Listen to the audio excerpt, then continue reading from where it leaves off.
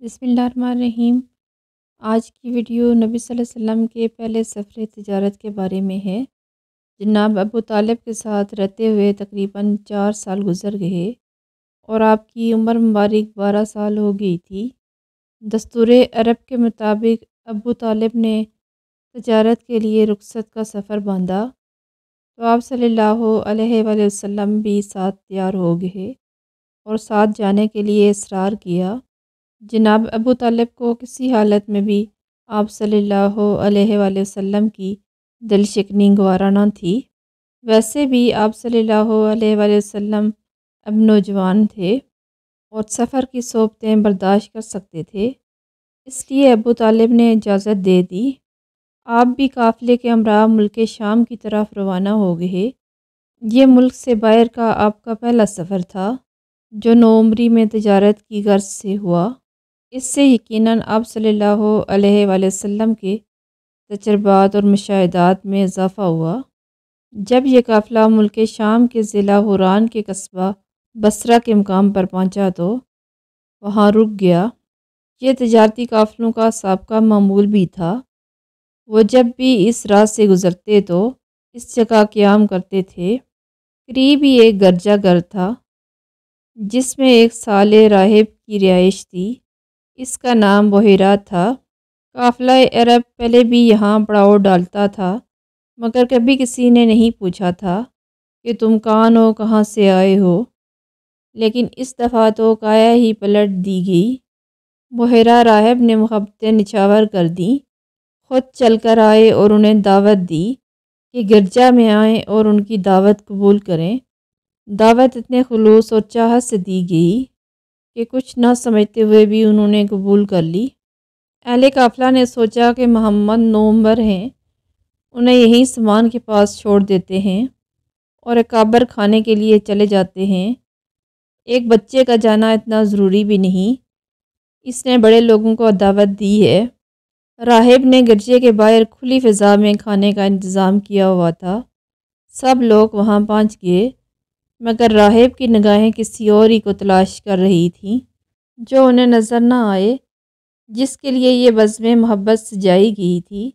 آخر اس نے پوچھ ہی لیا کہ پیچھے کوئی رہ تو نہیں گیا؟ انہوں نے جواب دیا کہ ایک نوعمر بچہ رہ گیا ہے، باقی سب آ گئے ہیں۔ اس نے دل میں کہا کہ نادانو، تم کیا جانو وہ بچہ کیا ہے؟ تمہاری آبرو بھی اسی کے نام سے ہے، ورنہ تمہیں کون جانتا ہے؟ انہیں کہا گیا کسی کو پیچھے نہ رہنے دو، سب کا آنا ضروری ہے۔ اس نے کہا دوستو، محمد کا دعوت میں موجود نہ ہونا واقعی مناسب نہیں اور ویسے بھی یہ آداب عرب کے منافی ہے۔ سو آپ کے چچا حارث اٹھے اور حضور صلی اللہ علیہ وآلہ وسلم کو ساتھ لے آئے۔ کسی نے پوچھا آپ یہ ضیافت کیوں دے رہے ہیں جبکہ اس سے پہلے آپ نے پوچھا تک نہیں تھا؟ راہب نے انہیں بتایا کہ میں یہ ضیافت اس بچے کے اعتزاز میں دے رہا ہوں جسے تم نے پیچھے چھوڑ دیا تھا۔ تم نہیں جانتے ہو کہ میں نے یہاں بیٹھے بیٹھے کیسے ایمان افروز مناظر دیکھے ہیں۔ تم یہاں وادی میں اتر رہے تھے اور میں دیکھ رہا تھا کہ گھنا بادل اس پر سایہ کر رہا ہے اور جدھر جاتے ہیں وہ بھی ادھر ہی منتقل ہو جاتا ہے۔ درخت ان کے آگے جھک رہے ہیں جیسے ہر چیز ان کی قدم بوسی کر رہی ہو۔ اب وہ تشریف لا رہے ہیں، تم اپنی آنکھوں سے یہ منظر دیکھ لو۔ اہل قافلہ نے دیکھا کہ بادل ان کے ساتھ چل رہا ہے اور جب وہاں پہنچ گئے اور ایک درخت کے نیچے بیٹھ گئے تو درخت نے اپنی ساری شاخیں سمیٹ کر ان کے اوپر چھتری بنا دی۔ اب دیکھنے والوں کو احساس ہوا کہ وہ تو اس منظر سے محروم تھے جو انہوں نے مناظر خاص کا مشاہدہ کیا۔ راہب نے ان کی آنکھیں کھول دیں اور بتایا کہ اس بچے کو معمولی انسان نہ سمجھو، یہ تمام جہانوں کے سردار ہیں۔ اللہ تعالیٰ نے ان کو رحمت العالمین بنا کر بھیجا ہے۔ پھر اس نے حضور صلی اللہ علیہ وآلہ وسلم کے مبارک کندھوں پر مور نبوت کی زیارت کی اور آنکھوں میں تیرتے ہوئے سرخ ڈوروں کو محبت اور عقیدت سے دیکھا تو نبی صلی اللہ علیہ وآلہ وسلم سے آپ کے معمولات دریافت کیے۔ سب کچھ گزشتہ کتابوں میں بیان کردہ علامات کے مطابق پایا۔ اس نے ابو طالب سے کہا کہ آپ کا ان سے کیا رشتہ ہے؟ ابو طالب نے جواب دیا کہ میرا بیٹا ہے۔ اس نے کہا کہ یہ ہو ہی نہیں سکتا، ہماری معلومات کے مطابق اس سے یتیم ہونا چاہیے۔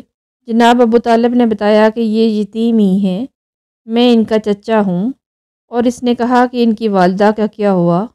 جناب ابو طالب نے کہا کہ ان کا انتقال ہو چکا ہے۔ راہب نے کہا بالکل صحیح فرما رہے ہیں۔